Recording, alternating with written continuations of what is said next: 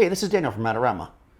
It may look like I'm sitting in my office here, lit by this lamp behind me, also called a practical, but in fact I'm being lit by two professional fixtures that are just out of the shot.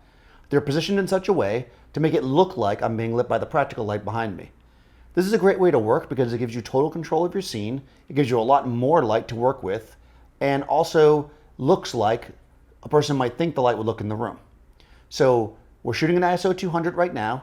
I've got one data light coming from this direction, boomed out on a C-stand. A second one over here as a fill light to make sure that my shadows do not get too blocked up. But let's see what happens if we turn these off. So I'm going to have Dave turn off the fill light first. Thank you.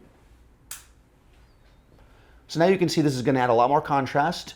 This is probably more realistic to what just a single light would look like bouncing into my face. But again, maybe it's not what you want. It doesn't give you as much room to work. So I like the idea of having a fill light even when in life there wouldn't really be a fill light there. So let's turn off my key light.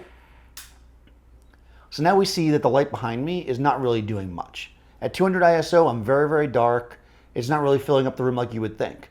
So let's dial the ISO up to 6400.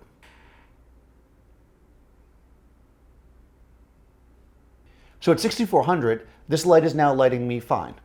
My shadows are a little bit flatter, and actually the iPad on my lap is actually throwing some light in my face too, which you might like for a certain effect.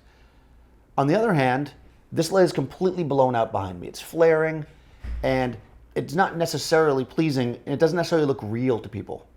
When you look at a light source, it doesn't usually flare out into your eyes when you're looking at it, so it doesn't feel real. So sometimes what is real doesn't feel real in the shot. And by bringing in lights, you're able to create a scene that looks real even though it's not. So let's turn these lights back on. Let's start with the key light. We're gonna go back to 200 ISO and the fill light.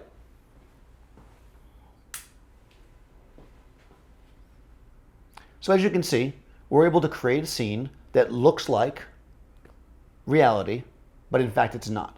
And it doesn't take much lights to do that. We're using two 150 watt fixtures and just a few minutes to set it up, and it gives you control of your situation. So even with these high ISO cameras, it's still worthwhile to bring a small lighting package with you. Thanks for watching. Be sure to subscribe to our YouTube channel, and I'll see you next time on The Video Show.